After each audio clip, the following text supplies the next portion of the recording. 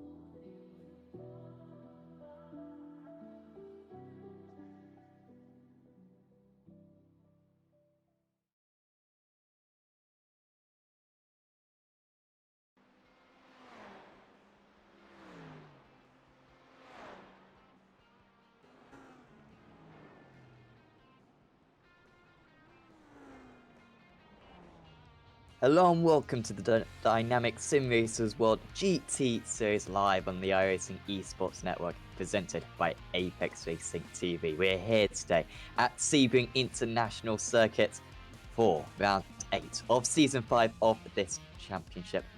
And Marco, so far, fantastic series, as we would assume so. It's been perfect for Martin van Liesnod. I wonder if he's going to be able to keep up that 100% winning record going into this, the 8th round of the championship.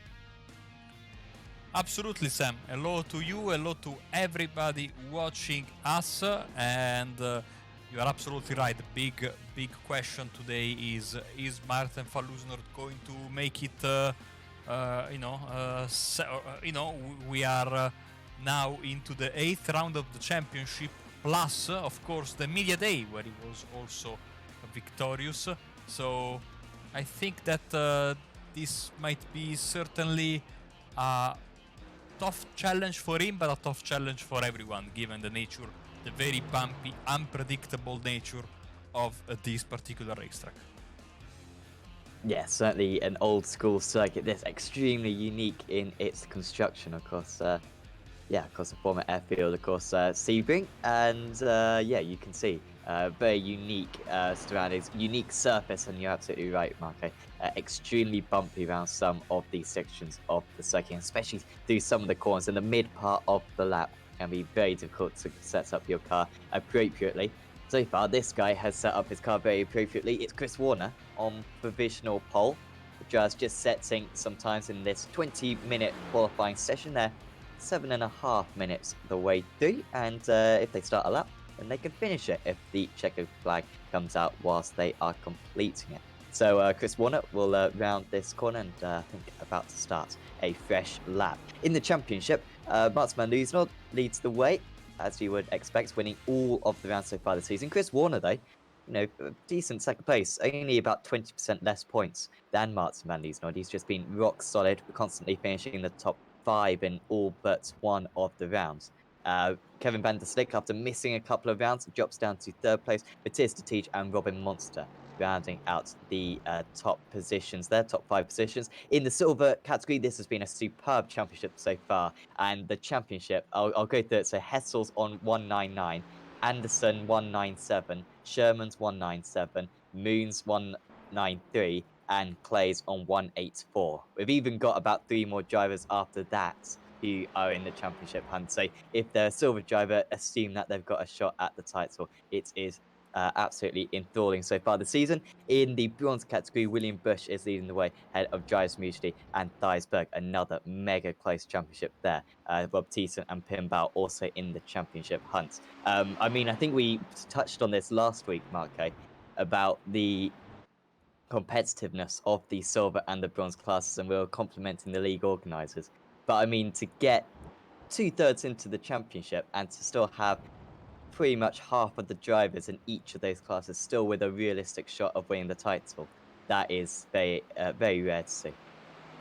Absolutely, and as we say hello to our live steward for tonight, is going to be Peter Growels, and he just said hello to us in the on-screen graphics. Yes, absolutely. It's I think the toughest part, and the part that if you get it right, you can have good participation in a championship, especially a championship with different level of skills and abilities. And speed around the track, because it's easy to get the numbers, but when 3/4 of the field are fighting for the scraps, people are going to get bored. Let's be honest with that. But not in this championship. The three classes are very well balanced, and I think that this is, among others, one of the keys to the success of the Simracersworld Championship. So. Good job, and another successful season entering week 8. So getting towards the pointy end of the calendar. Let's see who's going to come out on top, especially in silver and bronze. Very competitive classes, as per usual. Whilst we can see now on your screen Martin van Loozenhout, of course, the dominator of the gold and overall standings so far, sitting in P5 right now in the qualification. So. Still trying to get that quick lap is missing so far. Yeah, he's only about 0.2 of a second off provisional pole. That is because one, you can see he's probably just going to catch up to the drivers ahead. In fact, a couple of them backing. I think that might be Ben Mears in the Ultimate car. It might be on Ben Mears' teammates. You can see a couple of drivers on their outlaps, and Van Loozenhout, is he going to get held up here going into the quick right-hander? He really cannot be interrupted whatsoever. Just going offline ever so slightly is going to cost you badly. I think that might be Tyler Lugo victory perhaps, and that is not going to help Van Loozenhout at all. And he gets a little bit of a toe perhaps at the start of that straight, but not enough. And he has a little bit of a toe as well on his teammates as well. Of course, Sunset Bend, ever such a difficult corner in pretty much whatever car you are battling around this circuit. And we'll see if Van Loozenhout, car number 1, of course, the defending champion, won, I think, 9 rounds last season, and he's well on course to matching that or beating that this season. Can he go provisional pole? He cannot. He can't even improve. 1.5 tenths slower, and I think, Marco, that may have something to do with the traffic. Yes, let's see how this works. As we are getting, I think I want to say this because it's one of the things I always go on about when we are here at Sebring. The beautiful cameras. Finally, after having to deal with terrible cameras for a lot of time, but Sam, you did a fantastic job, and it's nice to have some cameras that are not installed in Daytona, because the default cameras are so far away from the racetrack. It's terrible, but As you change to one which is very far away from the racetrack. but TV3. TV3.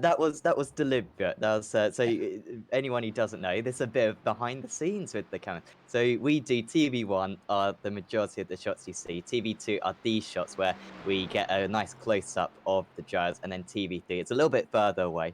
So when we have 40 odd cars, as we do have in this series, we can have a little bit of a better look at everyone. It's not quite as zoomed in, but you can see TV2, which is usually best for qualifying, because it makes it as though the cars are going very fast, definitely. As yeah, Ewan Marshall, he is going decently fast. He's currently sitting in 8th place. Marshall, one of the most consistent drivers in this series for Meraki Racing. I guess on the topic of Meraki Racing, of course, always a formidable force in the Teams Championship, Mark, and that's really something that a lot of these gold drivers in particular are aiming for this season. Of course, Van Loozenhout very dominant in the Drivers' Championship, and we have matched the favourites in the Teams Championship, but for a team like Meraki, who've got such strength and depth, they've got a real chance at achieving some glory in that championship. Absolutely, and one of the teams that really came into their own, Meraki, this season, and they are always there. They are, I think, together with Rev Match, the closest, more than Rev Match, I would say they are the closest unit in terms of outright pace. They are always there or thereabouts all together, and they are certainly getting more and more experience, and who knows, maybe they will be the ones who take a win away from Van Loosenord and Rev Match today or later down the road towards the end of this season. Yeah, that could certainly be the case. Will always be there or thereabouts. But yeah, Marshall currently sitting in about 7th place on the grid. 8th place, sorry. Still Chris Warner is on pole position. We've got 5.5 minutes to go. This is the point at where Warner is thinking, well, why did they change the rules for this season? It used to be 10 minutes, these qualifying sessions. I liked it when it was 10 minutes, but instead he has to be proactive, try to improve the lap times himself. The track should be getting a bit warmer, not significantly warmer. The the time in the session is 14 minutes past 10 in the morning. So it is just creeping up a little bit, might increase by a couple of degrees across this 20-minute session, up to 38 degrees track temperature. So quite hot for these drivers. That's really going to reduce the amount of grip for these drivers to use. Let's try and see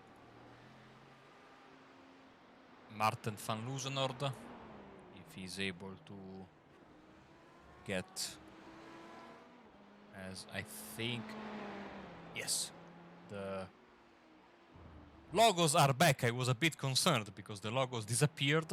I even pestered poor Pascal for this problem whilst we were doing the beginning of the broadcast. Look at the Simracersworld. I finally went around to update the text at the beginning of the broadcast, by the way, which the good organizers told me many moons ago that Simracersworld is in fact one word and not Sim Space Racers Space World. And finally, in round 8, I managed to get it done. So, I mean, that's why we get broadcasts on the iRacing Esports Network. Of course, it's that type of detail that is demanded, of course. Absolutely. So, a very tough racetrack, this one, Sam. And following now Martin van Loosenord through Sunset Bend. And here he comes. Start-finish line for him. But that was not a valid lap. I think it was an out lap. See the gaps right now on your screen. And you can see that 0.042 between Warner and Van Buel. Van Loosenord is 2/10 away, basically the same time of Methrel, 1/1000 of a second in front, and then in 4th place we have Van der Slick rounding up your top 5. Provisional pole in silver is Jeremy Essels, just in front of John Barnes, and just behind John Barnes is the provisional pole sitter of bronze, Dries Mujdi. So very close battling, like we were saying, all across the field. As we say hello to all our viewers watching us, of course, always big numbers on Wednesday nights. And of course, we have the new faces and some familiar faces. Of course, Ryan Walker, which is not the Ryan Walker that is driving tonight, our own Ryan Walker. Of course, Bobby Childs, who I think is slacking from his work, being from North America, and watching the race. But let's say I support. If he's lacking from work and watching this broadcast, I totally support this decision. So Warner is in the pits. So I think he says it's okay. He's confident. Van Buel is in the pits. Well, it's opened the doors for Martin van Loosenord, perhaps, to take pole position. Will he? Or will he just come up short? He doesn't need to improve by a whole lot. He just needs to improve by 0.2 of a second, or has to take evasive action off the Meraki BMW. Getting out of the way. Did that put Van Loosenord off a little bit? He's stable through the Sunset Bend. So difficult with the bumps. Got to pick your line perfectly. So, can he take pole position? No, he can't. to 59.45, pretty much the same lap time we saw him do earlier on in the qualifying session. It's a couple of tenths slower than his best time. Oh, as that's another Smurf cut across the track. I don't think Van Liesman had to lift for it, but this is a real troublesome session for him, and this is going to be one of the first times in the season, I think only the second time in the season, that he might not take pole position. This is his last lap. Yes, exactly. Last lap, and last lap that is starting for most of the drivers. We are 1 minute away from the end. Let's see if we have some other lap times coming through. Both Boland does not improve. 2 minutes and 6:03, which is 6:03, the same. Also the gap, I mean, this is unrelated, that separates him from pole position, and you can see Sam in a this is a long track, 2 minutes of a lap time almost, and the top 20 are inside 9/10 of a second. This is absolutely amazing from these guys here. I'm not surprised. I know that these are quick guys, but it's not easy to get a top 20 this close on a track this long and this difficult. It's a sports car classic, so this is a track that all drivers know well, but still one of the toughest tracks around. Yeah, definitely. We saw the same thing actually at Brands Hatch last time out, and that's another quite difficult circuit. Admittedly, is quite a bit shorter than this place, and they were mega close around there. I think the top 30 separates by about 1.5 seconds. And you're absolutely right. Today, extremely close once again. Just the fast guys bringing along the slow guys, or the slower guys, and really have encouraged them to improve. Can Martinelli's not improve? He needs a 58 to take pole position. He crossed the line. It's not pole position. It's another not improvement from Martinelli. It was a troublesome session for him. He seemed to pretty much have issues in every one of his laps that we saw him drive. And he will line up on the grid in 3rd place. As it stands, can Tom Metherell pull a little bit of a surprise here, perhaps? Well, Sam, Van Loosener that... Oh, wow, what a jinx. Van Loosener got first three sectors he didn't improve, and then all the final sectors he improved on his time. But I think that first three sectors where Chris Warner made the difference. I think as we have other driver trying to come home, Robin Monster, but before him it's Nick Schurmans, who is also coming home, sitting in P19. Oh, and he crashes just as I think because Monster pulled on the side. So the final car we are waiting for is Stuart Musselwhite for Simracersworld AM, and he is not having a particularly quick lap. Best personal first sector, but then all yellow sectors. And yellow means slower than his personal best. Now another personal best in the final sector, but that is not enough, Sam. Qualifying is well and truly over, and now we just wait for the session to switch to the race.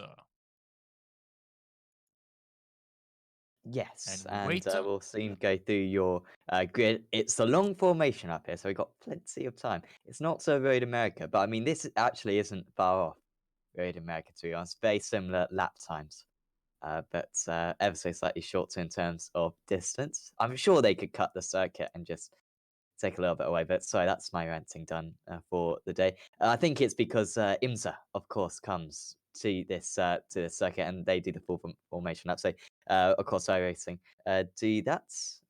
Everyone does a full formation lap in every racetrack in the world, even those that have a shorter formation lap on iRacing. Oh, yes, yeah. But iRacing wants to recreate those IMSA races, I think. It's their logic behind all these North American circuits. I think, I mean, we are on the esports network, so I shouldn't say this, but I think it's general laziness. We have a massive straight that is literally one corner away from the front stretch. It would be perfect for the formation, for the shorter formation lap. Hopefully, this isn't the last that you hear of me on the iRacing Esports Network after I saying mean, this, but we're not going to get renewed, are we? Considering that we're on Monday, Tuesday, Wednesday, Thursday, we've got a lot at stake on the iRacing Esports Network. But the session has ticked over, and you can see everyone's lining up behind the Porsche safety car, and we can go through your starting order. So, Chris Warner starts on pole position. Not sure if he was the one who took pole position at Monza, but that's the only other time I believe this season that Van Looseman hasn't taken pole position.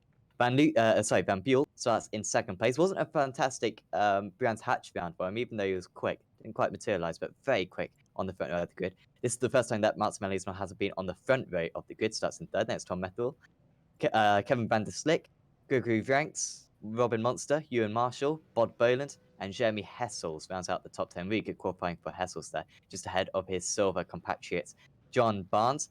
Giles Mujdi starts top of the bronze Giles in 12th place overall. Then it's PJ Clayton's a little bit further down the order. Ingmar Anderson, Seb Herbra, Anton Dupin, Dion Phillips, watch out for him from 17th place. Sam Bentham, Nick Shermans, Lewis Ward, again, watch out for him, and Chris Murata and Martin Plowman all the way down in 22nd place, and Neil Cooper. Those four drivers, very quick. Expect them to make some places up on the start. Then it's David Fuller, Ronald Moons, Robbie Bouchon, Ben Thames, John McConville, Ian Root starting in 29th. Then it's Rob Thiessen, Pim Bow, Thijs Berg, Stephen Castrop, Kevin Boland, Lee Woodburn, Stu Musselwhite, Ryan Walker, Roy Paverke, James Hobden, Bram Van Newton, Scott Malcolm, and Marvin Amont did not set a lap time. I mean, if he's starting all the way back from there, Amont's a consistent top 10 finisher, he will be very dangerous. And also, William Bush and Ben Llewellyn didn't set times either. Pretty much perfect time. The pace car pulls away, and we start this formation lap. And you can see, I mean, take some screenshots because that's a pretty good shot of all the drivers pulling away. And take a screenshot because it's not a whole often that we see this situation, Marco. Martin Van starting in third place. Also, his rear match teammates struggling a little bit more than they usually do, and it does give us hope that we're going to see a very tight battle for today's race win. Okay, so a couple of news from pre-race updates that we got. So Marvin Amants is not racing, and also Steve Claes will miss this round for work reasons. So we wait for him to come in the next race in 1 week's time. I think it's only this round, maybe two. I will have to. I don't remember honestly, but surely he's missing this round. That's for sure because he is not here with us tonight. Of course, next week we will be at Circuit of the Americas in a day-to-night race, if I'm not mistaken. Yes, and I've got to do a comeback for that place. And it's quite a long circuit. Not the driver's favourite place, safe to say. A lot of blind apexes, of course, particularly turn one, for example. You've got such wide corner entries for very tight corners, so it's pretty much impossible if you're on a single monitor to see where on earth you're driving. But this place, no doubt, a big favourite because it's got such a superb flow to it. Difficult with the bumps, but I do know this is probably in, I think, Sam Kumo's certainly top 3 favourite circuits in the world. And pretty much everyone likes this place. Should be a fantastic hour of racing. In the silver category, Marco, Jeremy Hessel's leading the way in that. But John Barnes, I mean, what a terrific upturn in form he's had this season. And he's starting in second place. And pretty much we always see in the silver category something happen to the race leader. It's almost a bit of a curse because we never have pedestrian races where you start from pole position and you comfortably lead home the rest of the field. No, absolutely. The final few laps in bronze and silver are always full of drama, full of tension. We have seen, for example, also in the beginning of the bronze class, the guy we are watching right now, Dries Mushti, more often than not having some calculation issues with the fuel and having to top up a couple of times, 3 times I think. 2 times he lost the win, the third time he was able to keep it as we are finally getting around the final corner of the space lap, Sunset Bend. Of course, I doubt there will be a sunset in this race given the 1 hour time limit. I will just leave you before the start with this famous quote of anonymous source, of course, that 12 hours at Sebring are tougher than 24 hours in Daytona. I think that says it all about how difficult it is to, be consistent and quick in this racetrack. Here we go.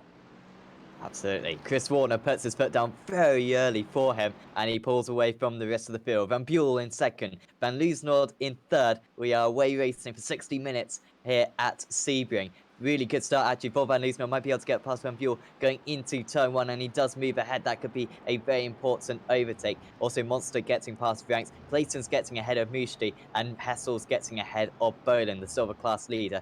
Still leading that class, we've got a Rev Match Racing driver into the wall. It's Dion Phillips, who I said was maybe going to be moving through the field. Instead, he's moving back through the field because he has hit the wall surely and might have a bit of damage on that car. Apart from that, most drivers getting through cleanly with John Barnes now dropping down the order, who started really high up in the silver class. Wow. And oh wow, that's deep in the wall for the Brick Yeah, it is John Barnes. Oh, massive shame for him. And I think this is going to be quite a unorthodox crash. He might just get stuck and not be able to get under the bridge. Let's see what happened here. Oh, that's I think is going to be his race there. The car veered towards the wall after a bit of a ride through the grass. By the way, Martin van Loosenord up into second place and already hunting or trying to hunt down Chris Warner. Warner, I think, the only driver that has really been able, Sam, to put some doubt in the back of Van Loosenord's mind this season. Also in the media day, he was leading for more than half the race until pit stop time, as we have Dion Phillips towing back to the pits, unfortunately. As yeah, I we think have he was Bao with issues, and he's straight into the wall and now in a very precarious position, trying to get back into the racing line proper, and he's able to do so. So those faraway TV3 cameras coming into, use a very useful straightaway, Sam, as the first lap is in the books. Yes, and it's still Warner leading the way. I think it was Metal who was the big challenger to Van Loosenord at Monza. But yeah, Warner very threatening at Daytona. And usually that Mercedes pretty quick down the straights. I think Rev Match tend to put a bit more downforce on their cars. And if we saw the onboard earlier on of Van Loosenord following Warner in the slipstream down the back straight, just couldn't really gain any time. And once again, you're seeing it, even in the slipstream, he's literally gaining absolutely nothing down that straight. Barely any, oh, I'd say barely any. It's not a big advantage being in the slipstream in the GT3s. iRacing did a pretty good job a few years ago of just changing. That used to be quite OP, but now it's much more realistic. And it is difficult to overtake, especially around this circuit where there's not any big openings. Perhaps turn one and the hairpin are your two best opportunities. Pulling away, though, from the rest of the field, Ruben Van Buel struggling to keep tabs with these drivers. You can also just see Robin Monster holding off Gregory Ranks, who's looking quite racy in these early stages as the drivers take some liberties using that outside dirt through the right-hander. Absolutely, as William Bush hasn't started the race, as Scott Malcolm is here fighting with another driver that needs to do a bit of a comeback, Ben Wellen. That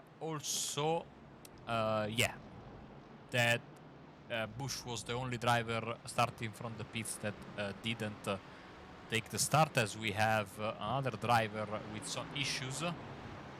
It's Bod Boland who's disappearing.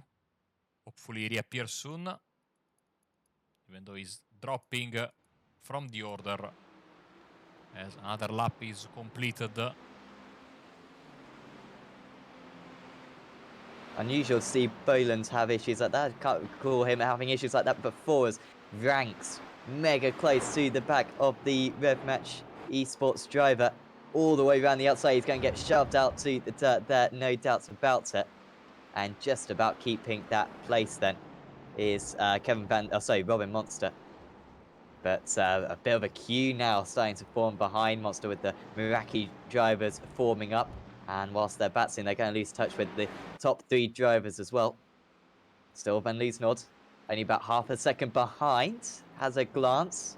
Maybe just trying to put off the race leader. Usually in this situation, Marco, we see Van Liesnord be very self-assured, thinking, well, I'm going to win this race in the long run. There's no need to go for a move straight away. And he might just be saving fuel at this point and then going for a quick pit stop later on. Yes, we have seen this many times. Of course, hopefully, Warner has.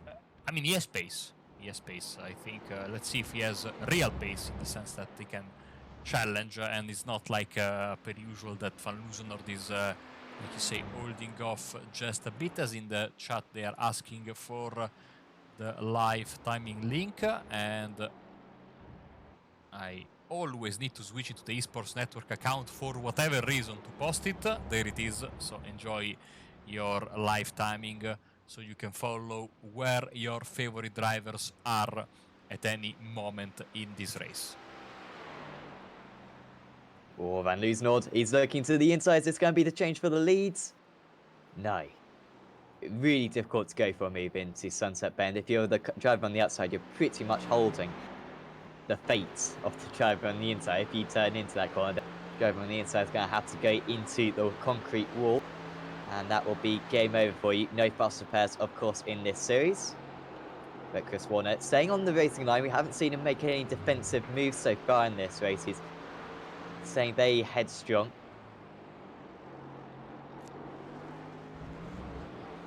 Van Buell half a second slower on that last lap. Also, Van der Stek, it seems like these two are the class of the field. Tom Methel pretty quick down in 7th place, but he's got a couple of drivers to overtake. If he's going to make any impression, as Bouchon is going round the outside of a driver right now, just loses the rear end. Would have been the move if it weren't for that.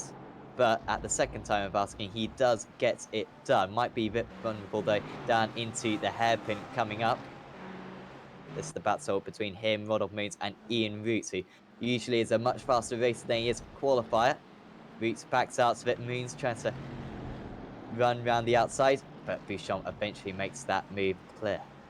3 Mercedes, 3 different classes in Bouchon's the bronze, Moons in silver, and Roots in gold, as these guys are still scrapping it out for position. As we are 7 minutes into this race, leader is still Chris Warner, 0.4 of a second over Martin van Loosen. Another close battle here with Ranks, Methrol, and Monster. Martin Plowman also with an issue, by the way. Ben Thanes with an issue. Just seen him drop down the order. He was running in the top 25 places, maybe even the top 20 places. But he's right at the back now. Is still running, but must have just been a bit of a spin for him. Yeah, more. I think he lost 8 seconds. Got collected by one of the team esports cars, the number 213, if such car exists.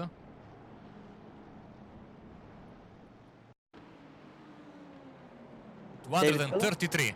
233, of course. David Fuller, you are absolutely right. Let's see if the stewards decide that move is penalizable or not. Usually the stewards are quite kind with their penalties, mainly just warnings, which is a very good way of marshalling. I mean, of course, that from David wasn't at all intentional, just a mistake. But yeah, we'll be down to the stewards to see what penalty they serve, if they do give anything. Warner, maybe a little bit defensive, maybe just moving slightly to the middle of the circuit down into the hairpin on that last lap. I need 0.2 of a second size, so that gap isn't quite extending as it was earlier on, as Ian Roots has an off. He was up 7 places from his starting position, but that's really sets him back, and yeah, he's near the back of the order now. Let's see what happened. All with this battle with contact there with the bronze Mercedes Bouchon of Bouchon, and He lost a lot of time getting that car pointing in the right direction, did Ian. Poland and Claessens side by side.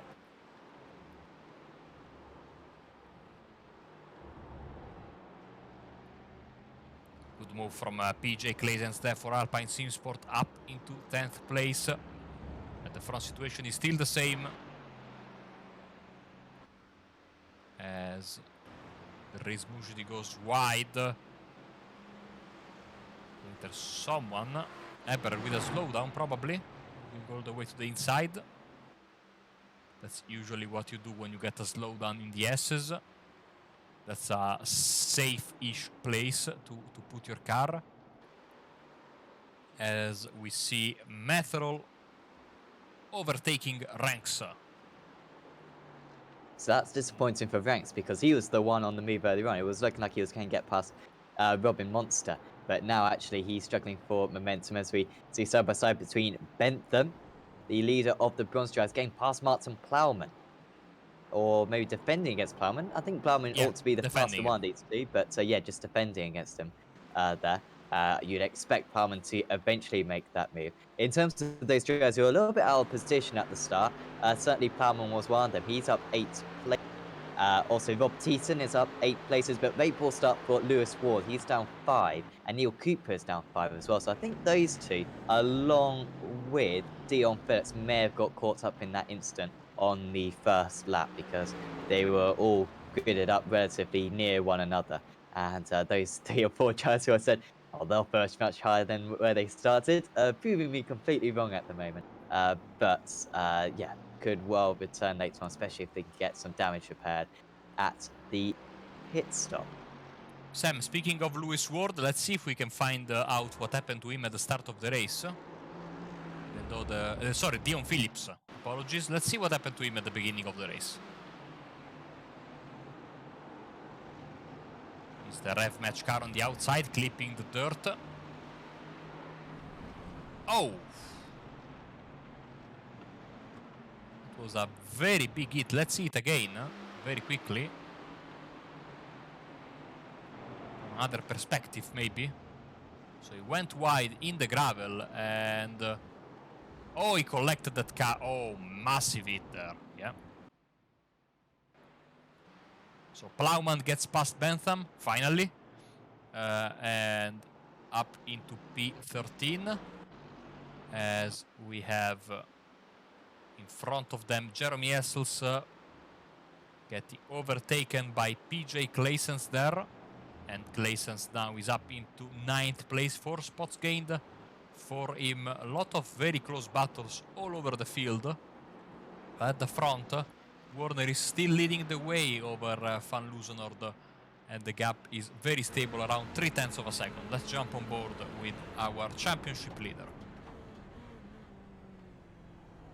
Yeah, Van Loosenord, as you'd expect, not making any rash moves at this early stage of the race. Van Buell starting to match the race leaders a bit more. Van der Slik still falling behind, so maybe a two-way battle, maybe a three-way battle. Certainly Van Buell, apologies. Too many Vans. Van Buell still in touch.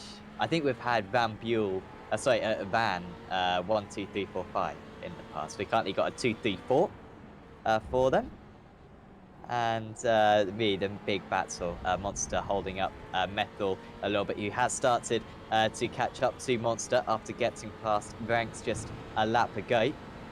And then also Marshall and Clayton seems to really be a man on a charge. Here we are with this battle with Marshall just a little bit further back in it.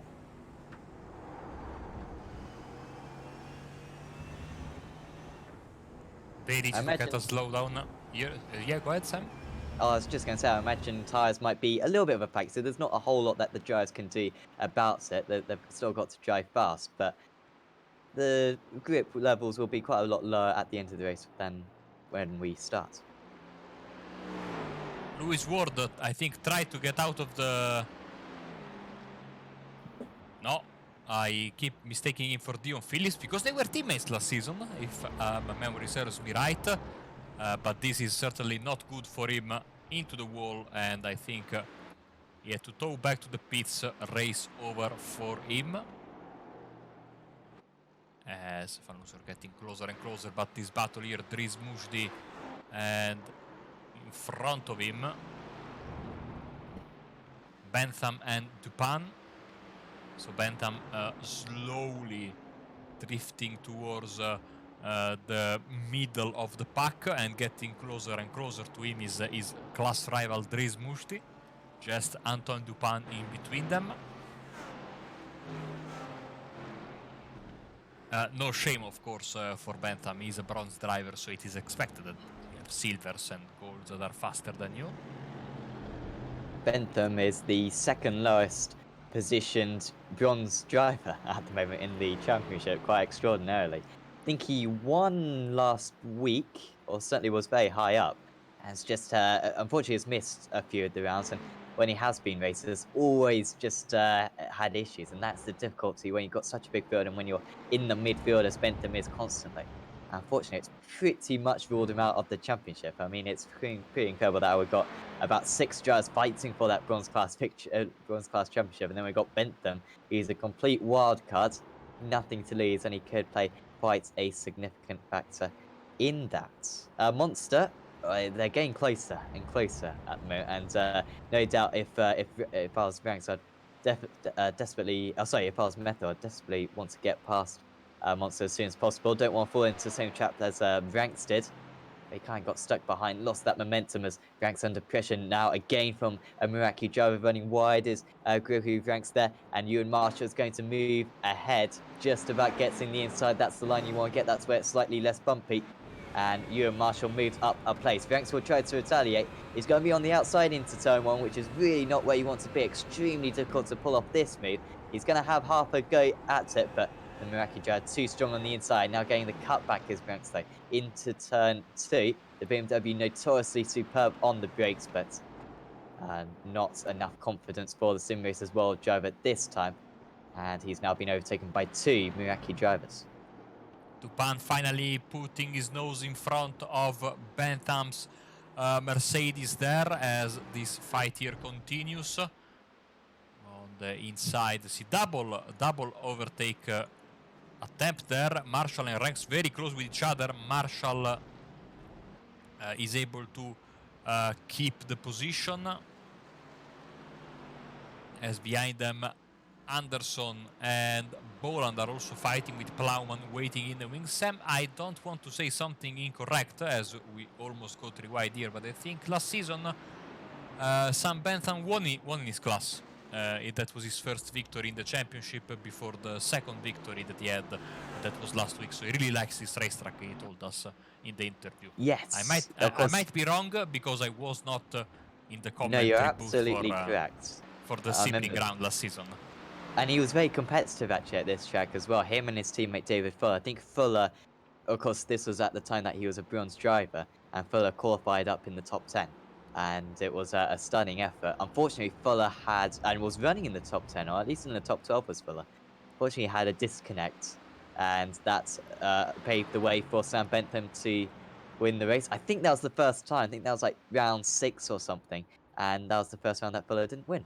But it remained in Team GB. They kept up their 100% record, at least. This is getting quite interesting. This is Fuller involved in this battle.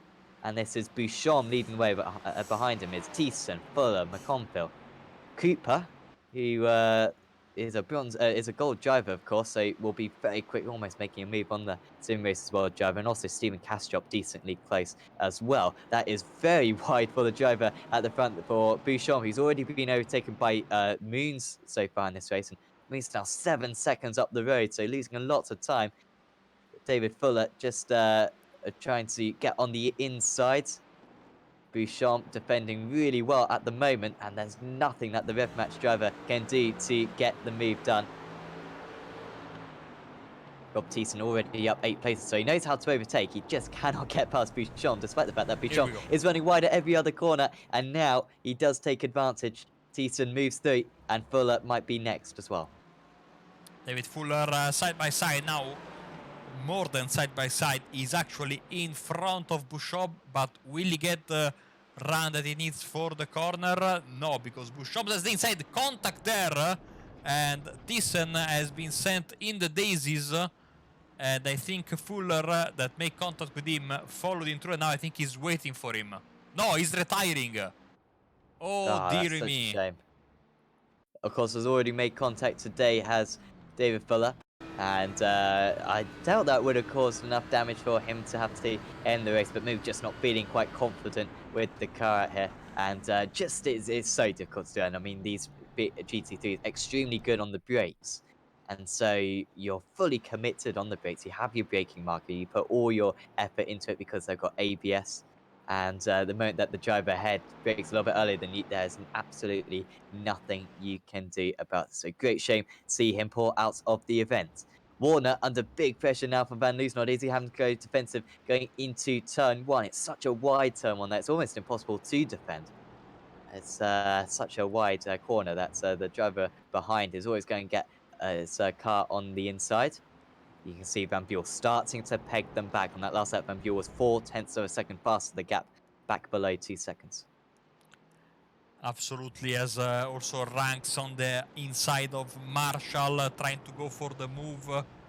Bouncing on the curbs is the Meraki car. Here comes PJ Claessens as well, and of course, rightfully so, the viewers are pointing out Martin Plowman with another fantastic effort, 11 places gained so far for the British GT real life driver.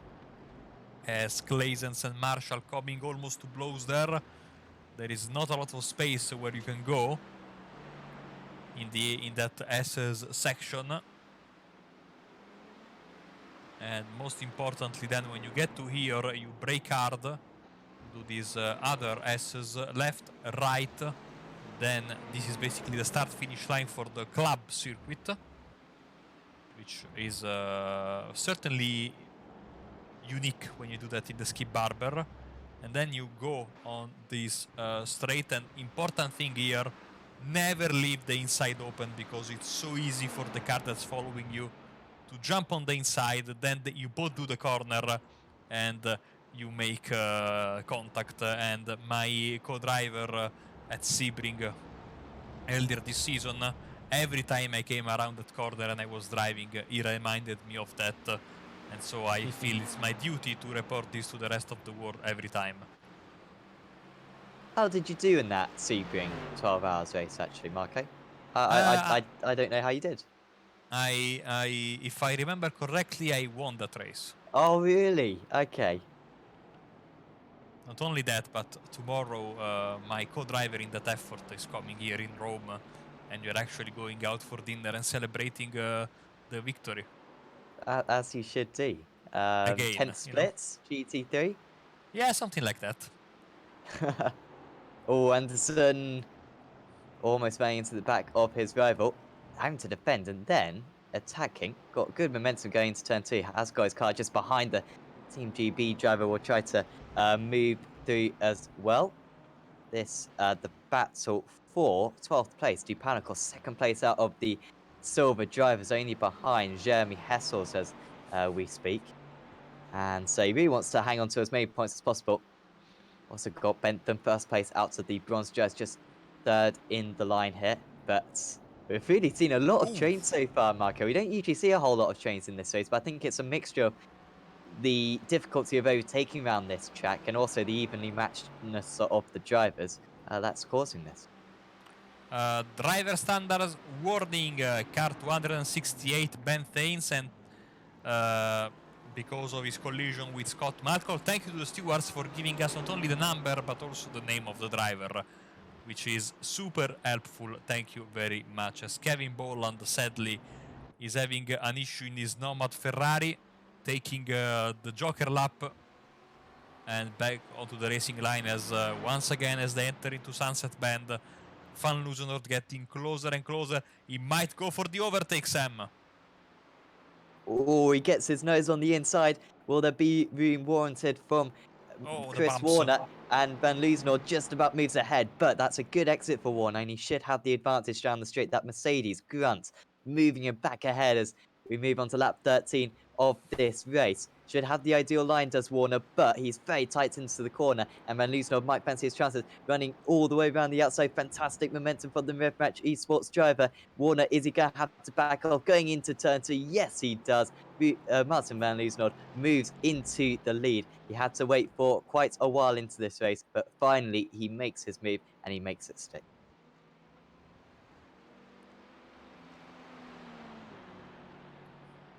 What can you say? Fantastic, fantastic move. So Van Looser doesn't want to put his hands in his race in the hands of the mechanics. He just wants to make the move on the track. But look at that, Warner had a very good run through the SS, but sadly there is not enough space, and Warner, of course, doesn't want to risk a collision. Let's jump on board with him. How close can you get, Sam? Look at that. Almost making contact. The Ferrari 488 and the Mercedes AMG, my two favorite GT3 cars out there. I guess the good news for Warner is that he has got straight line speed, so if he can get within maybe a couple of tenths of a second going onto one of these straights, he's going to have a good chance at the end of them. Taking a slightly earlier apex there as Warner, maybe just trying to spot that that corner a little bit easier. But you can see already the Ferrari just stretching its legs a little bit. Ever so difficult when you're leading for so long to then move into second place. Ever so different, seeing a car right in front of you can quite easily run wide. And maybe Warner just making a couple of minor mistakes on this lap. And Van Buel still thereabouts. He's now down to 1 second behind second place. Let's see if we can bring up the comparison in lap times between the pair. And I'm talking about Van Buel and Warner. And yes, he has gained in 3 of the past 5 laps as Van Buel over Warner. Half a second, of course, I think, because of the overtake mainly in this past lap as we enter lap 14. As we have Nick Schurmans into the pits.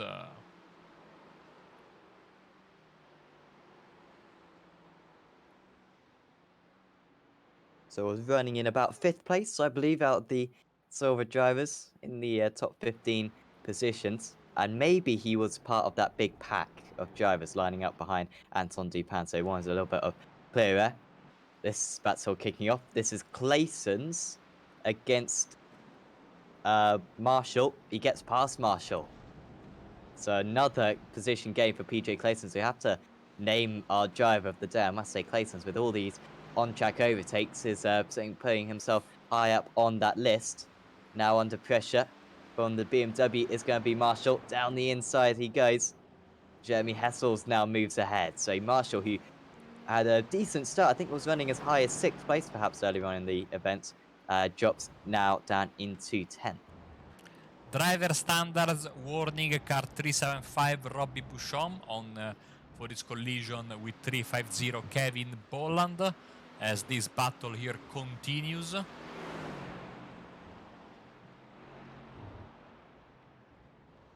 close between Essels and Marshall there. They're at the front gap 7/10 of a second. Robin Monster is making some mistakes there. He's still in front of Tom Methrel, but Methrel has closed down the gap to 2/10 of a second as we enter Sunset Bend.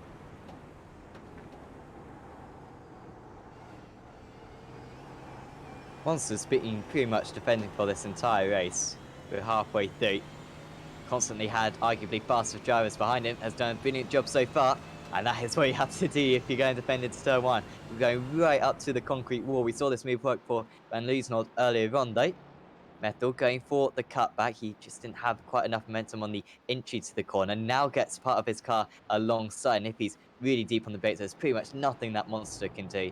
And car number 17, Tom Methel, moves up into 5th place. And he's only 4 seconds behind Kevin Van der Sek. 4th place might be as good as it gets for Methel, but this is a good recovery after not so good start. Beautiful move there from Methrel there.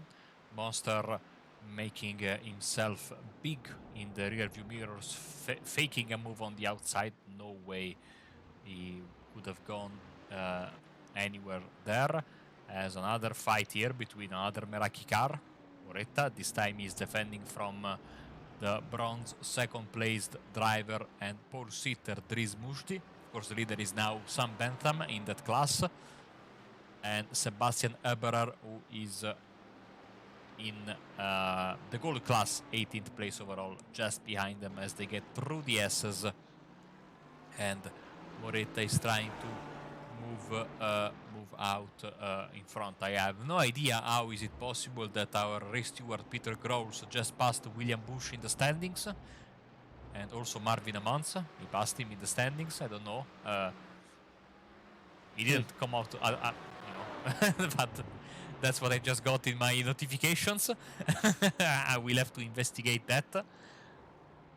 As Sam, we have been following this race, and it's already halfway through. And now I think the strategy will start to play out, especially, I think, at the front of the pack. Maybe Chris Warner, who is barely faster than Van Loosenord in this lap, and now getting to a better pace, giving 0.5 of a second to Van Buel in this lap as the drivers are starting to come in. Bot Boland is in the pit lane, and Gregory Ranks has made a small mistake. Look at the dirt being kicked up.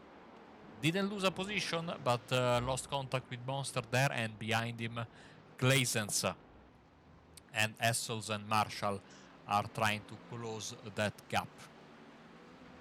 I think quite a few of these pit stops being made so far have just been to avoid that big train behind Anton Dupin, which has very much dispersed. It's now just Dupin, Anderson and Bentham, who are all a little bit separated from one another as well. So Boland into the pits. I think Sherman's was also around that area on circuit, so it'll be interesting to see if he's quite near Sherman's. In fact, actually, he's a few cars ahead.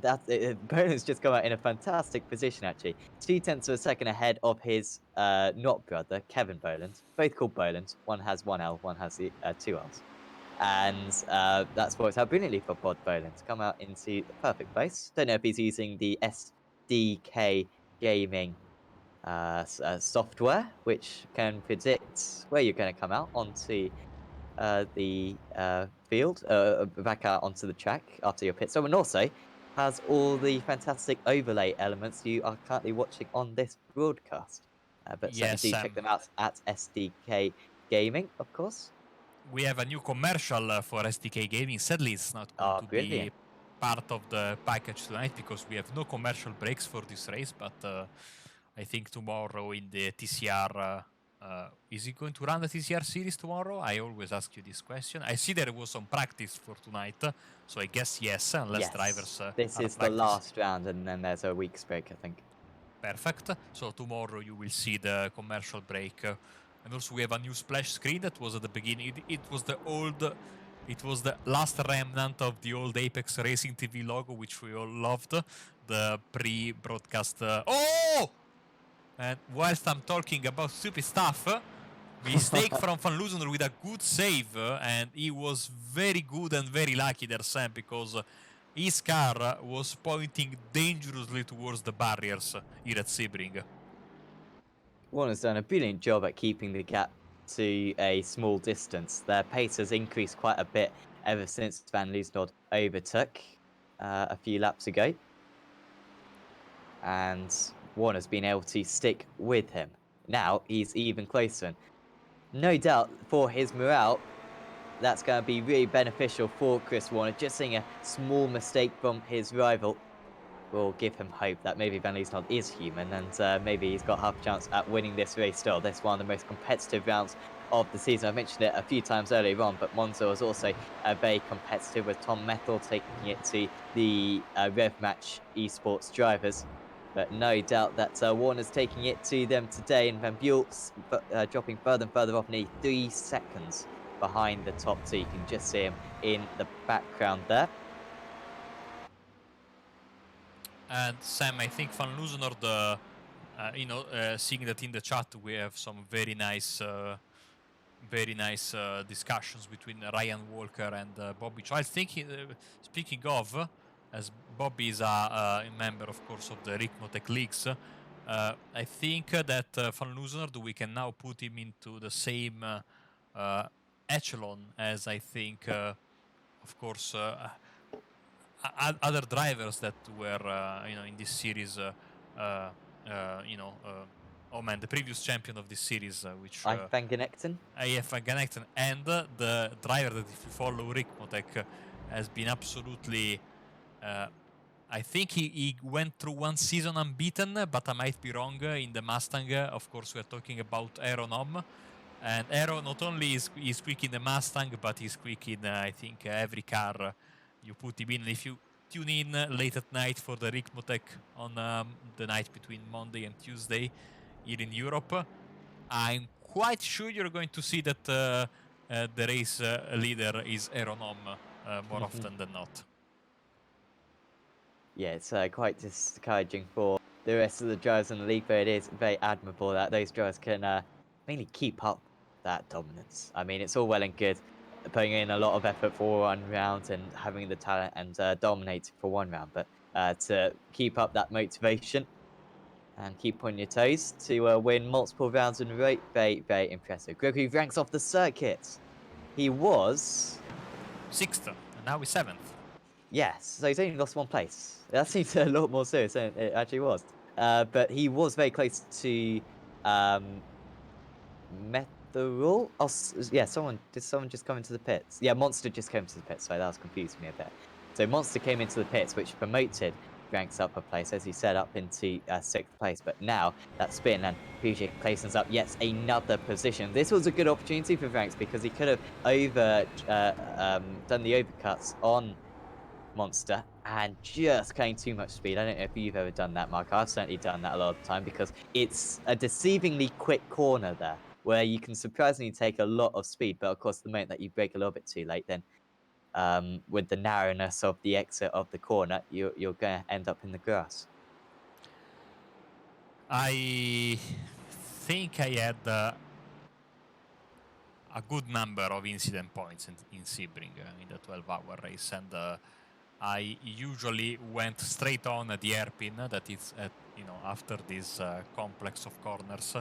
Then you have the curved straight under the bridge, and then you have the hairpin. I've taken the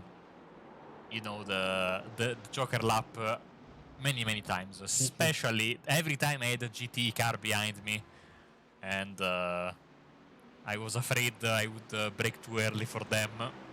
I would take here at the end of this straight. I would go straight on, much to the dismay of my teammate, who, for the record, drove 9.5 hours in that race. So. Someone went a little bit of an off. By the way, in terms of the incident, so Bod Boland is on 17. I'm starting to see Bod Boland in the timing screen. I don't know where he is. Is he still running? Who are we talking No, he is. about? Yeah, he pitted, of course, as Bod Boland. So he's 24th, third out of the drivers who have pitted. So he's on 17, so he really needs to watch that. Also, Neil Cooper is on 14. Anton Dupin is on 11.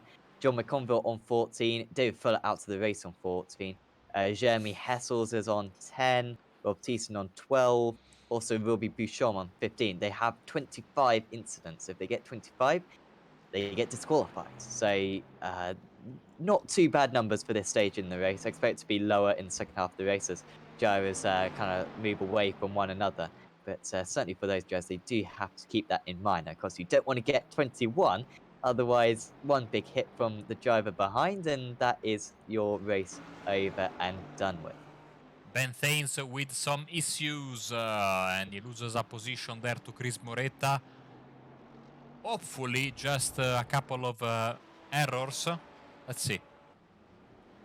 And no contact. His car seems to be okay. Oh, yeah, same mistake. Yeah, went there, and then I think he went off again. Yeah, he basically cut a bit more while you are at it. Why not? Monster trying to get past McConville. He does so at Sunset Bend. Gregory Ranks, Dries Mujdi are in as well. Only 20 minutes left, Sam. it's always it seems like a long race, 1 hour. But if you think about it, and I'm being a bit philosophical now, I think, but you you get you do all especially we see some teams, for example Rev match on Thursday on Thursday evening / night. They are already practicing for next week, and I'm sure other teams do this as well. Hours and hours of practice, of testing, of setup, and then it all comes down to just 1 hour, and you might have done 5 of practice, 10 of practice, and you practice so much. First corner you get a big hit, or you make a mistake, or you have bad qualifying, and everything goes. It's really just 1 hour, and everything has to go super smooth to get the points. Vitas Van Loosenord, I think, is about to come into the pits. No, Warner is coming into the pits. So yeah, I was just being a bit philosophical. Sorry. Absolutely. Well, yes, it's certainly the case, and of course that's what people get frustrated with endurance races, of course, where you put in essentially months of practice, and it gets ended by some nutser on the first corner, and can be very discouraging. On a bit of a tangent, sorry, when I was doing BSR Radical, which I won, BSR Winter Series, the defending champion, I just didn't practice for races because I got a little bit of a lucky charm where if I didn't practice, then I didn't get hit up by stuff. So, and the races where I did actually practice, I did awfully. So, but in this race, you actually do have to practice because pace is so important, and no reverse grids, all about your talent. As Chris Warner comes out of the pits, a 15.3-second pit stop. That is decently quick. It's not dangerously quick. I mean, when we see Druz doing 2 seconds faster than everyone else, we kind of think, oh, has he put enough fuel in? But that seems to be enough for Chris Warner to get to the end of the race. But Van Loosenord, as we kind of expected early on in the race, doing a little bit of fuel saving, as were plenty of other drivers, to be fair, who have continued on this lap. Seems to be quite a marginal lap to get round. You can see Van Loosenord with a completely clean lap. He just needs to not make any mistakes, and he should be fine. At Nordschleifer, he took tyres, and that's made it a bit more complicated, the whole situation for him. But I assume today he's going to have a no problems pit stop and should be absolutely fine. So in terms of the drivers who have pitted then, we've got Chris Warner leading the way, Ruben Van Buell in second place, PJ Clayson's in third, who has jumped Robin Monster. So that's quite significant. So Clayson's might be in 6th place, 5th place, 6th place when all is said and done, as Van Loosenord comes into the pits. And we'll keep an eye out as well on the other pit stop times as well. But no, Yes. quite a significant change there for the top 5 positions. A reminder, you can follow the pit stops and the pit times on the bottom of your screen. You have on the next to the driver's initials the cone to cone value time, and of course where now is flashing the red pit, that is where you will get the time actually in the pit stall as everyone comes in, as a not the biggest shepherd of all time this time for loser, but he bought a good number of cars with him. Where is Warner? There he is. Van Loosenord, plenty ahead. I say plenty ahead. It's maybe a little bit closer than it was. It was about 9/10. It is now 1.3. 1.3. So he's 4/10, and actually in the pit stop, Van Loosenord was a second faster. So it must have been a good outlap from Chris Warner to not lose an entire second, and still this race alive.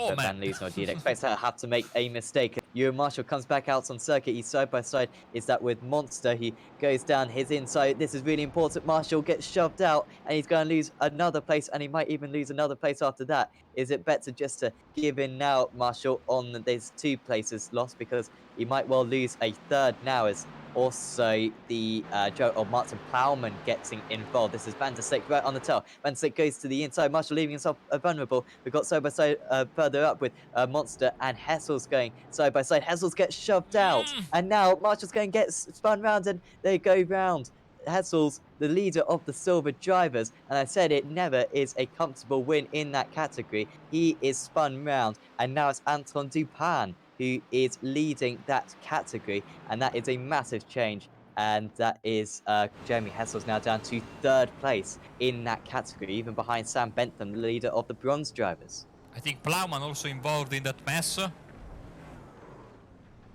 He did a good job. All things considered, a minimal reaction times there. And he was able to avoid serious damage to his race car. He's in P12 right now in front of Sam Bentham and just behind Ingemar Andersson. So let's actually follow him. Maybe we'll try to close the gap. But also in front of him, Marshall and Dupin are still going at it.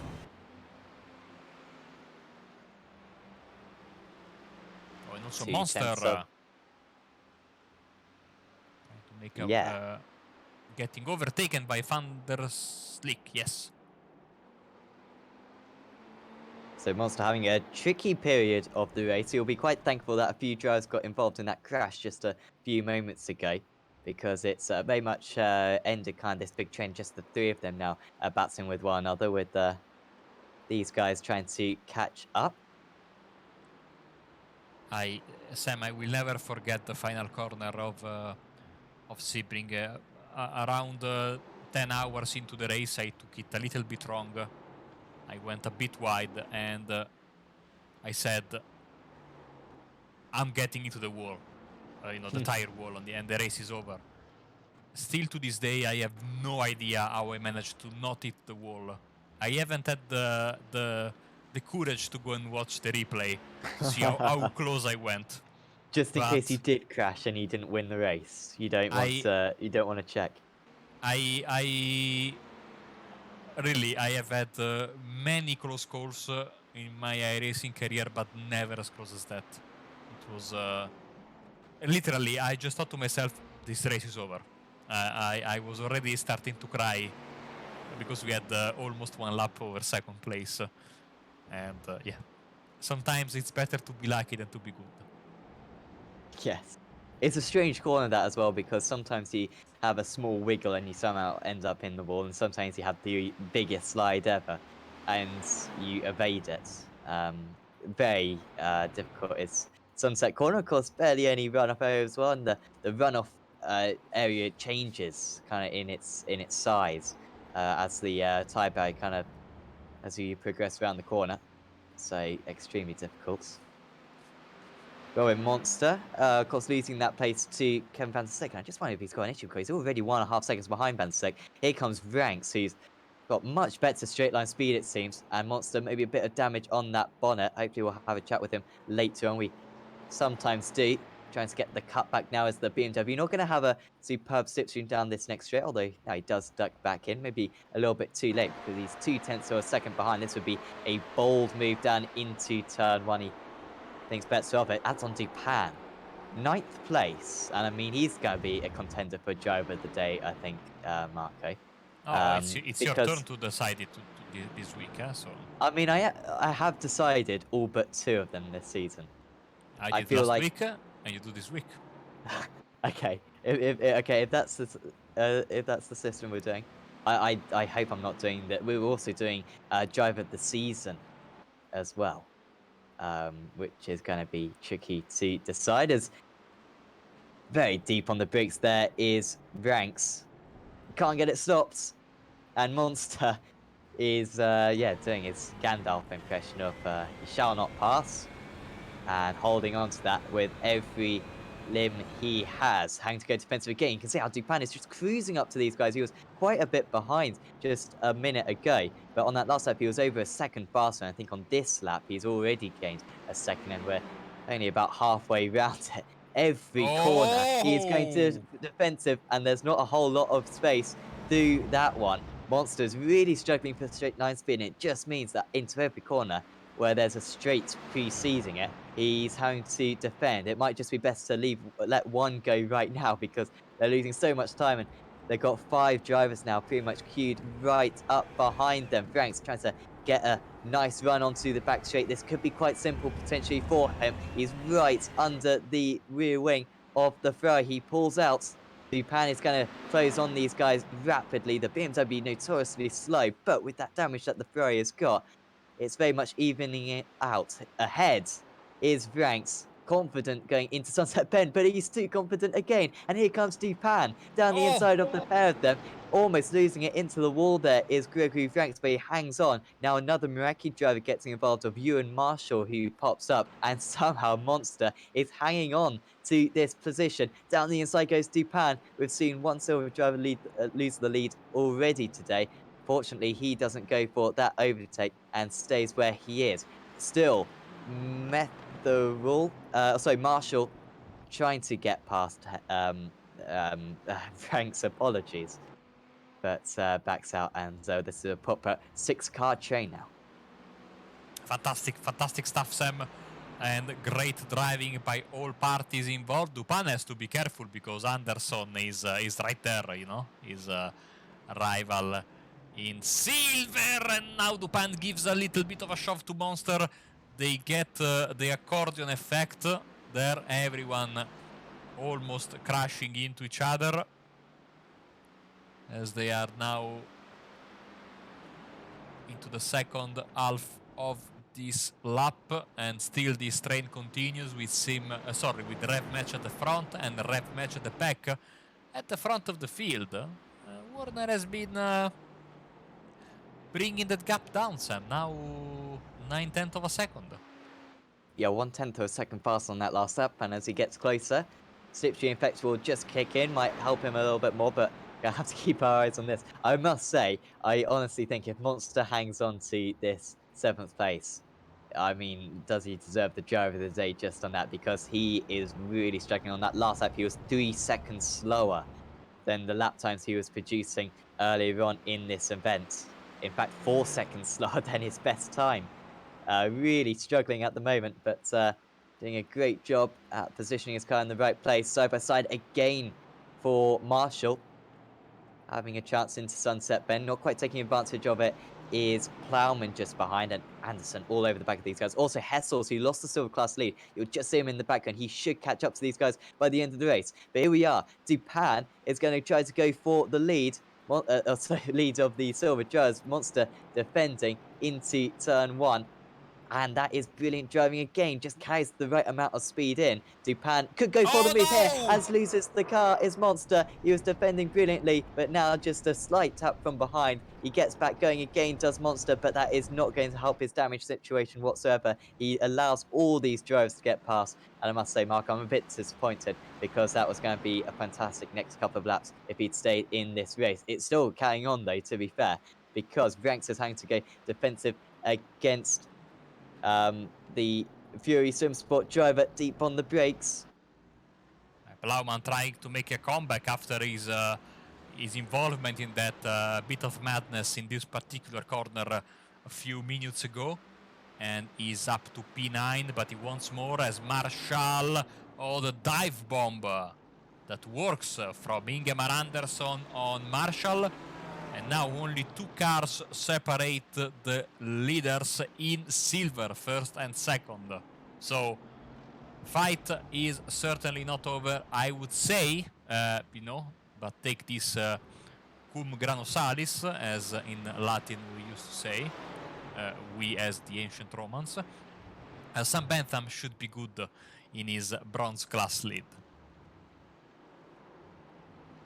Yeah, he'll be quite... Well, I guess he'd be a little bit disappointed that those guys won't be holding each other up quite as much, because he would have probably got put up by the end. Fantastic at this stage in the race to have, about 8 cars. I mean, look at that. That's more than 8 cars. That's about 12 cars all on the back straight. It just shows the competitiveness of this league. Plowman, as I said, on the comeback trail, has been knocked down a couple of times after not particularly good qualifying. And these guys are catching up to Dupin, down to 0.3 of a second now between 7th and 8th places as they close as well down into turn 1. Ranks another race for him where it could have been a little bit better, I think. Again, at Brands Hatch, I think he had a couple of incidents and could have finished a bit higher. And today, the same thing. But I think if he could get 7th place, that would still be quite nice for him. is there an element of Dupan here? He should be thinking of the championship. He's currently championship. A little bit further down, actually. He's in 9th place in the championship. I mean, if he wins this, then he will bring himself right back into championship contention. And you know, it's so important to finish good in the overall classification this season for the class championships as well. So Dupan certainly doing what he has to do, as we have a driver standards wording for Anton himself for the contact with Robbie Monster that we just saw a couple of laps ago, as we are entering into the final 5 minutes of the race. Don't want to take away from this action, and so the recap will be done without switching cameras. And of course, overall it's Van Loosener from Warner, Van Buell, Metal and Claessens. In silver we have Dupan in front of Anderson, Essels, Shermans and Moons. In bronze the leader is Sam Bentham in front of Dries Musti, Ben Llewellyn, Lee Woodburn and Robbie Bouchon. Here goes Gregory Ranks on the inside. One Simracersworld driver gets past the other, and this time he does get the car stopped. So he had a few issues with the brakes earlier on, but he does move back up a place. Dupan now only one car between him and second place man in the silver category, Ingmar Anderson. He doesn't want to lose any more places. Even having to go defensive maybe is Dupan into that turn one, but you'd expect the teammates to be a bit more cooperative with one another. Here we are with Van Loosener holding off Warner. It's pretty much taken Warner about 10 minutes to close the gap. It's just been 10th after 10th. That last lap 1.5 tenths faster. And he is so quick down the straights, he will have a chance maybe with a lap to go. As Chris Moretta battling with a rev match driver, puts his car on the inside. His rival leaves him a bit of room, but can't do enough. That's Robin Monster, of course, who's been very much in the wars and is lapping 3 seconds a lap slower than he was earlier on. And you can see the straight line speed of that Ferrari, very poor. Moretta going to muscle his way around the outside, perhaps deep on the brakes, but we've seen that inside line through the hairpin, so important. And still Monster hangs on. Defending there as we move back to this, because Plowman wants to make this move. He gently pushes Dupan out of the way. Perfectly good overtake in my opinion, and up into 8th place overall. So now, well, look at this. We have a straight fight for the silver lead, because Anderson has finally caught up to Dupan, and now it's 1v1 against for the pair of them, and Jeremy Essels is not that far away. We could have, certainly we will have fireworks in the silver class to end this race. Dupan makes a mistake mowing through the grass on the Allman straight, and now Anderson has got a slowdown, I think. Oh. Yes, he's weaving to, you know, that's apparently, you know, the conspiracy theorists say that is the best way to get rid of a slowdown without slowing. That actually works. I tried. It doesn't make any difference for me because I'm slow regardless. The slowdown for you is speed up, pretty much. Exactly. Sorry. By the way, Dupan on the edge of instant limits. He's on 22. So if he gets a big smack and a 4x, he's out of the race. He'll get disqualified. So he really needs to be careful. And you can see, you saw him pick up 2 instants on the last lap. So he really needs to keep it within the confines of the circuit. These two should be fine when it comes to incidents. That Van Loosener is only on 8, and Warner is, I assume, not on a particularly high number. He's been very good missing the dirt so far in this race. So Dupan, of course, losing that place to Plowman. And, of course, Hansen next up on the list. Marshall and Hessels are still going at battle. As we see the leaders again. This is where Warner kind of needs to be. He's in range. Again, that Mercedes is so quick down the straights that he will be able to drag himself closer. 0.3 of a second. 1/4 of a second. Might go down to 0.2 of a second by the time they go into Sunset Bend. But, of course, such a fast corner. No opportunity whatsoever for the Fury Sim Sport driver to go for an overtake. Taking an alternative line, that's what we see a lot of drivers do at Sunset Bend. And this time, Warner 3.5 tenths of a second going onto the pit straight, starting lap 30 of this race. Is this going to be the last lap? It is, because we've only got 40 more seconds to go, so the opportunities are running out. You'd expect his best chance to probably be at the hairpin on this final lap, but a couple of tenths behind still is Warner. It's not looking too promising for him right now. It's looking promising for Anton Dupan. He's holding on against Ingmar Andersen.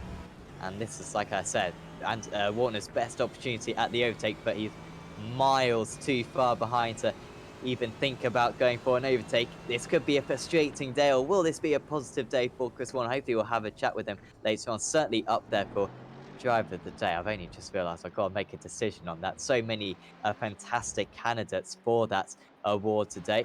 So it's going to be tricky. Van der Slick also fighting with Claysons.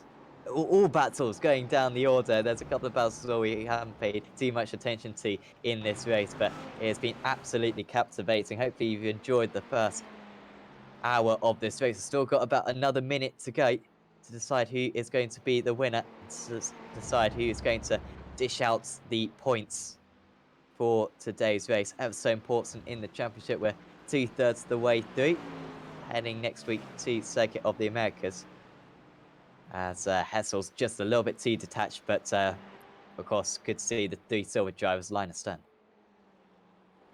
Final corner then. No, sorry. Final penultimate straight for our race leader Marten van Loozenhoorde, as the fight for silver lead continues. But I think we'll have to give the cameras to these fantastic drivers finishing 1 and 2 in this beautiful race, Sam. Here we go then. He's being pushed as Martin van Loozenhoorde, but he's going to approach the line to make it 8 from 8. Martin van Loozenhoorde wins at Sebring. Who is going to finish or round out the podium will be Warner in second place. Van Buell finishes in third. Can Dupan hang on against Andersen? How many more instants does he have to spare? He's got 3 to spare, so if there's a big contact, that's the only thing that could deny him here, as Andersen trying to get the move done. Can Hessels get past, who was leading the silver category for so long? Here comes Andersen, down the inside through Sunset Bend. It's going to be a run to the line. I think Hessel's just going to be a little bit too far behind, and Dupan gets a brilliant run out of Sunset Bend, and he'll win in the silver category, and ignites his championship charge. 9th place in the championship going into today's race, but a 9th place on track is quite an incredible achievement. One of his best races in this series, undoubtedly.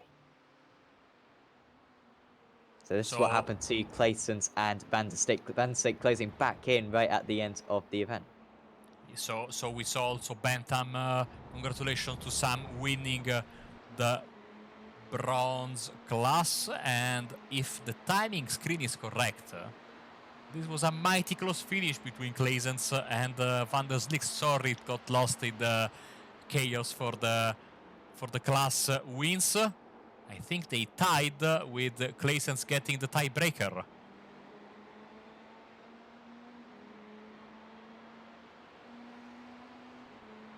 Apparently, 4 1,000ths of a second, the gap between the two of them. I don't know how I can put that into kind of more practical terms. I don't know what lasts for 4 1,000ths of a second, but that was the difference between those two cars. Extremely close. Pretty much sums up the events.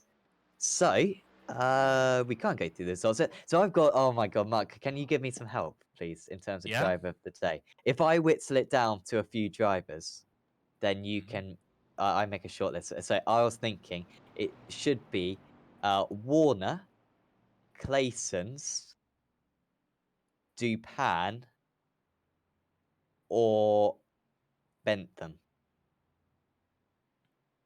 Well, with these names you give me and the fact that he got the photo finish in the end, I would go with PJ Claysons.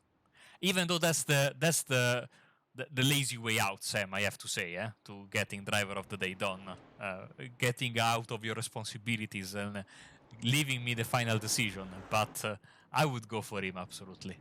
Awesome. Okay, so PJ Clayton then is your driver of the day at Sebring. I think he may have already won it this season. If so, that would be the first time a driver has won it twice this season. I'm sure there's many other drivers who will put up a good contention against him. Of course, next week, if you tune in again, keep us updated with who you think will get driver of the day. Unfortunately, Lewis Ward pulled out early on, so no, Lewis Ward fan club contingency. I'm sure they'll pop up now in the chats. Always a very loyal following undoubtedly. So we can now go through the final results. And it's Martin Van Liesnold. He wins out by quarters of a second over Chris Warner. Probably closest finish of the season for the race win. Ruben Van Buell just dropping back in the second half of the race to 8 seconds, but strong showing again for him. He's been mega consistent, along with Tom Methel as well in fourth. PJ Clayton started 13th, made a lot of overtakes, finished in 5th. There's Kevin van der Stick in 6th. Then behind that was Gregory Vranks, Martin Plowman, Anton Dupin, top of the silver drivers, Ingmar Anton running out the top 10. Jeremy Hassels led the silver drivers for the vast majority of the race, but finishes in 11th in the end. Then there's Ewan Marshall, Sam Bentham wins out of the bronze drivers.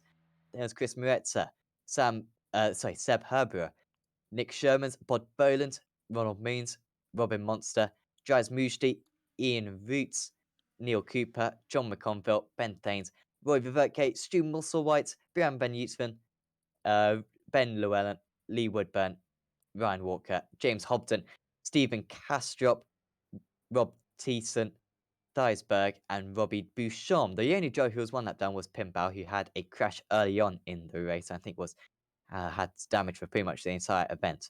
The drivers who retired were Kevin Boland, Scott Malcolm, David Fuller, Lewis Ward, John Barnes, and Dion Phillips.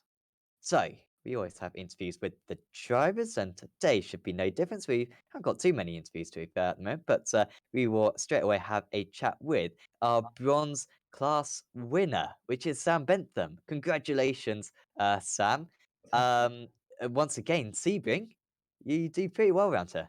Yeah, I do okay. To be honest with you, I'm a little bit disappointed. um, I messed up my qualifying. Really, I lost a full 4 tenths at the hairpin, and it's obviously towards the end there was this big train of cars from sort of 5th to 12th that I caught right up to, and I'm like, if I don't lose those 4 tenths in qualifying, I'm at the front of this train, not at the back. So that was that. But I guess in the days to come, I'll look back on it and go, that was a pretty good result, even if the adrenaline's still going right now. So Yeah, definitely. It was certainly a very good effort. Near the closing stages there, I guess you saw that big pack of cars moving towards you. I think you were lapping about 3 seconds faster than them oh, near the end of the event, and you very nearly caught them up. yeah, to be honest with you, I was trying to just get my head down. Jeremy Hessels went off and ended up behind me, but he was very very fast, so he came back through very quickly, and I was just like, just keep your head down, nail your exits, and see what happens. I nearly got you in at the end there, some maybe slightly questionable weaving on the way into sunset on the final lap, but I digress. Just didn't quite have the pace to catch up, but I'll take it for sure. Yeah, definitely. And I mean, quite a long way ahead of the next bronze driver of Dries Musti, who I believe started in front of you. How did you get past Dries near the start? Well, I gained a couple of places at the start. My teammate's misfortune, I don't know what happened to him. I just saw him facing the wrong way out of turn 5. And I gained a couple of places there. He dropped back a little bit. No, I had quite a nice a move. I was quite pleased with actually. So I went down. I was around the outside into sunset. Yeah, I was around the outside into sunset. Made him go late on the brakes into deep and cut back through. So I was quite pleased with that. And it's just a case of, okay, make sure he stays behind you, because I knew from my teammates telling me that the Audi's tyres go off more than the Mercedes do near the end of the race. So I knew if I could just keep track position, then it would be okay. And that's how it turned out. I couldn't see how far behind he ended up, to be honest. But yeah. And next week we head to Circuit of the Americas. Do you reckon you're going to be able to make it 3 wins in a row and keep up this very good run of form? Well, I've never raced at Kota before. Okay. But I'd never raced at Brands Hatch either. So we'll see. I'll keep my head down, keep working, analyze the telemetry, put the practice in, and we'll see where it takes me. That's every race, really. We certainly wish you the best of luck for that, Sam. Before we let you go, is there anyone you'd like to thank? To be honest, just as last week, all the Team GB sports guys just bouncing ideas off, comparing telemetry, encouraging me. That, to be honest, after my qualifying, I was quite angry in the Discord with myself, and it took two of them to go, Sam, calm down. You're going to crash it if you do this. Just calm down, get on with it. And got me into shape for turn one in the race. So yeah, I guess I'd be nowhere without the teammates. So thank all of them. Well, thanks for having a chat with us, Sam. And once again, congratulations with your second win in 2 weeks. Thanks very much. Have a good night, guys. So that was Sam Bentham Joe for Team GB Esports, of course, winning out in the bronze category, 13th place overall today. Marco, who we're going to have a chat with next. We are having a chat with Ingemar Andersson, I think, if he can hear us. Hello, Ingemar. Yes, I can hear you. Hello. Hello, welcome to the booth. And, you kept closing and closing the gap, just missing the final step to get that win in silver. Yeah, that was just a case of earlier in the race with another driver. I was just being careful. He went wide. I went past him and it just tapped me in the back. So I lost a lot of time. And then that was the moment that Anton passed me. And the rest of the race, I was faster than Anton. But yeah, I could not make the pass. And in the end, the last two laps, it was like every time it was braking earlier and earlier. I need to be so careful. I tried in the last corner, but it didn't work out. But it was a great race, even with that one issue I had. What was your prior experience in Sebring? Because you really looked at home on this racetrack. I have no prior experience. I just like the track. That's all. It's like a couple of tracks I like, and a couple of tracks my speed is coming along or coming out of it. It's not on every track, but the speed is there. But it's only getting it out that's the hardest part. But I think I'm doing quite a good job. I think consistently top three finishes. I think that's a good thing for my championship. And next week, we stay in the United States, but a very different racetrack, Circuit of the Americas, in a day into night 60 minutes event. Do you like Circuit of the Americas? I like it. I really like it. The track is hard to drive. Error is easily made, especially in the S's. Yeah, it's a really hard track, but I like the track. The layout is great, and you have a lot of opportunity to overtake. So I'm looking forward to it. But one problem with the Audi, the other cars, top speeds are just incredible. The Audi tops out way too soon, and in a straight line, it's really hard to come by. It's like this week. I'm faster in the corner, but when we approach a straight line, yeah, they're just pulling away 2-3 tenths in a straight line. So that's a hard thing. The only thing I can do is try to use the strong brakes of the Audi, and for the rest, we will see what it brings. Thank you very much, Ingemar. Congratulations. And before we let you go, anyone you'd like to thank? Yeah, the RefMatch Esport. It's a really great community. It's growing every day, and I really like being there. It's a really nice group, and you guys for broadcasting it, and Ian from setting up the league and setting up everything. I'm really happy that I joined this league. Thank you very much, and we'll catch you next week then. Thank you. Enjoy your. Bye. And Sam, that was Ingemar Andersson, second in silver. Very very nice comeback effort for him. Just came up short, but it was a great race for him. Yes, another very good race from Anderson, who might take the lead in the championship. He will do, or will he? It will be close. They might even be tied on points, actually, Hessels and Anderson, coming out of today's race. It is close, to say the least. Next up, we will have a chat with, maybe this guy, Mats van Liesnoz. We will have a chat with our overall race winner, To date, congratulations, Martin. But I mean, that must have been one of the toughest races of the season because, particularly in that closing stages, Chris was absolutely flying. Hello, guys. And yeah, I think it was the toughest race. Chris was doing an amazing job. I was struggling a lot with the grip of the car, especially on the exit of corners.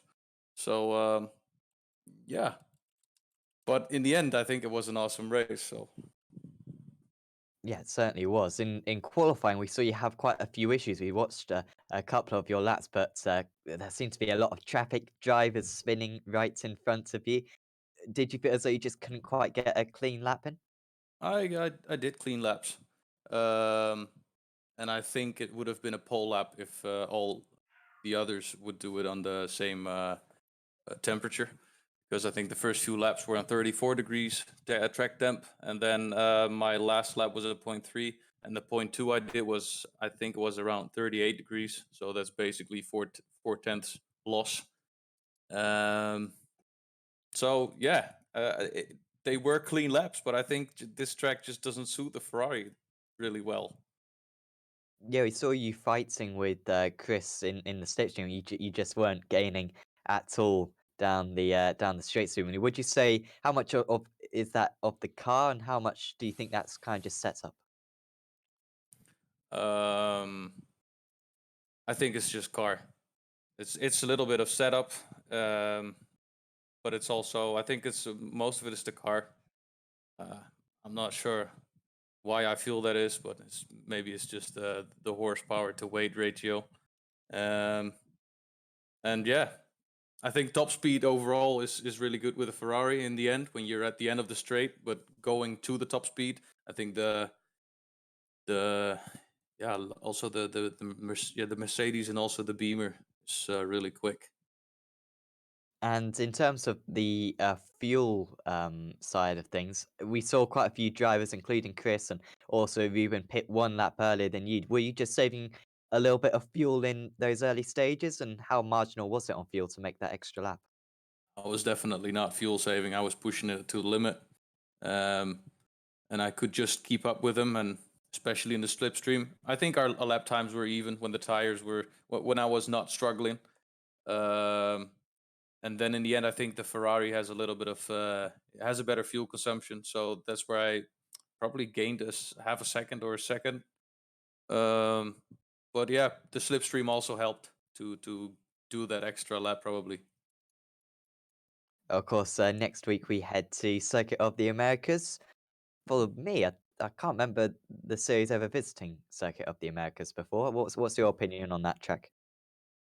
I've been running on that track with the FW31 Pro Series, the GTE, and the HPD, and I think I love that track. It's an awesome track. I really like it, and I think I'm quite quick on it. So yeah, let's. I think it will suit the Ferrari as well. So I think we're gonna give a good show next week.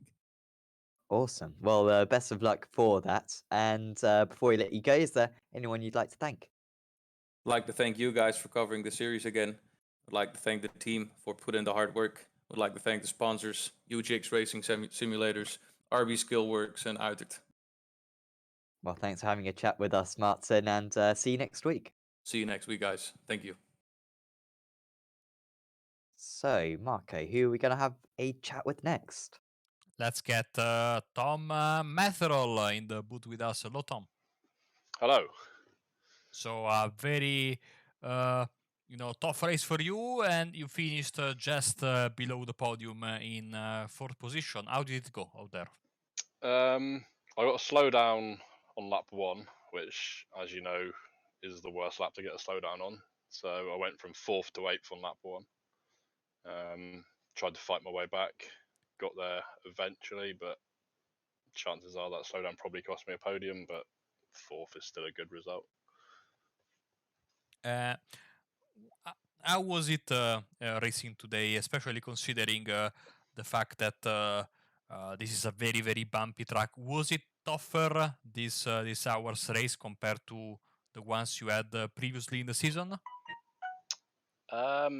Yes, but only because the temperature just went a bit silly towards the end. It's like all the medium speed corners were a gear lower. It felt like you were driving a car that was about 10 seconds off the pace. It was horrible, but it was the same for everybody, and you just had to make the most of it. But track is all right. It's bumpy, but as long as you pick your lines, it's fine.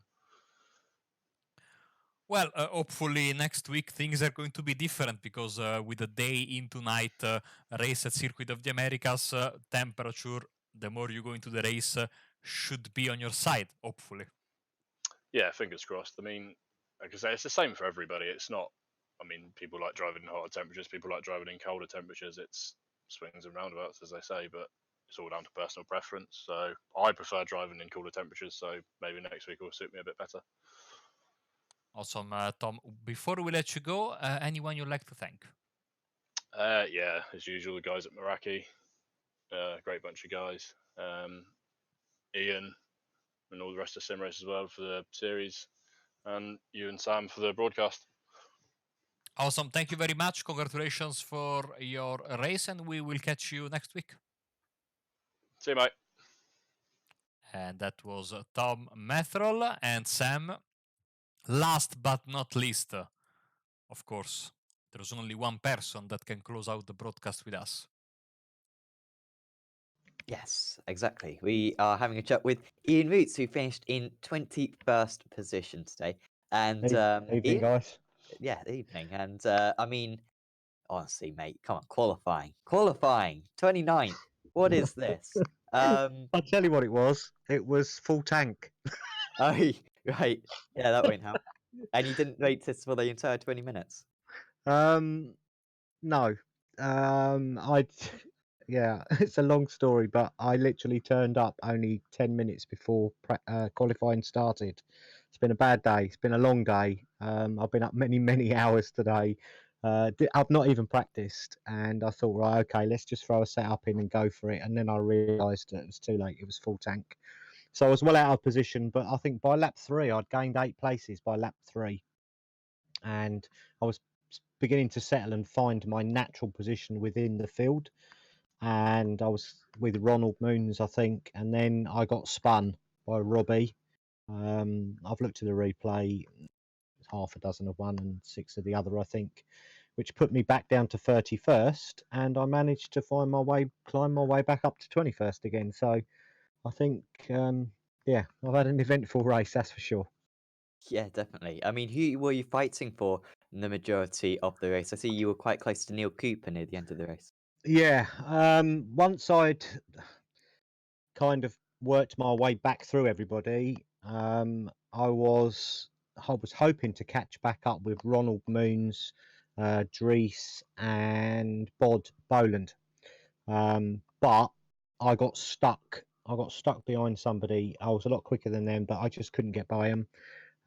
Tyres were going off as well, and then when I caught up with Neil. Got within about a second of Neil at the pit stop, followed him into the pits, and then for some reason I jumped him in the pit stop. I don't know whether he overfilled, whether he put a tyre on, I don't know, but I came out ahead of him by about 3 or 4 seconds, and it was just managing that gap all the way to the end of the race. It was ebbing and flowing, but yeah, it was just a case of just stay clean, hit the apexes, and stay ahead of him. I'm quite pleased with 21st, considering I've not even turned a wheel all week. And to throw in a setup and qualify on race fuel was ridiculous. But 21st, another finish, more points, and looking forward to Kota next week. Yeah, definitely. Your consistent point scoring finishes in the 30s, I think, will continue with today's rounds. And yeah, I hope so. I hope, if I finish top 15 by the end of the season, that's mission accomplished for me, definitely. But Kota next week is into the night, I believe. yes. Yes, Is it that is. circuit nights prepared? Has it got like floodlights and stuff? I don't think it has. No. Okay. Only It won't get too dark. only the stadium circuit part, the stadium part of it, I think has. The back definitely hasn't, so it's going to be pretty dark out there. But it won't be. I don't think it'll be pitch black. I'll make sure the servers are set so that it's not absolutely midnight. Yes. But yeah, so looking forward to that. I like Kota. That's the first time as well. First time on the calendar for SRW League. So yeah, be interesting. Some testing definitely going to take place for that one, and it will be hopefully not too warm. Yes, I mean today it was quite atrocious. I mean we started off the day at 33 degrees track temperature up to 47. Now, did you notice that decrease in or that increase in temperature and decrease in grip over the course of the event? I think I've not heard the other interviews, but I'm guessing everybody said exactly the same. It was like I think I was talking to Seb during the race, and he described it as walking on eggshells, and it was exactly that. It was really slippery. Tire wear was incredible. It was a bit extreme, to be honest. But what was the date, Marco? You always know what the dates are, don't you? 15th of 15th of May. May. And we're in Florida, so if Mm. anybody says to me, "Oh my God, it was so hot. Why was it so hot?" Look at the date. It's going to be hot. It's Florida, so yeah. We knew it was coming. I was surprised it didn't get to nearly 50, to be honest. Yeah, very nearly the absolute peak I think that we get in iRacing. But certainly well done, Ian, on another good results. Before we let go, is there anyone you'd like to thank? Yeah, just all the admins. I want to kind of special thanks to them this week.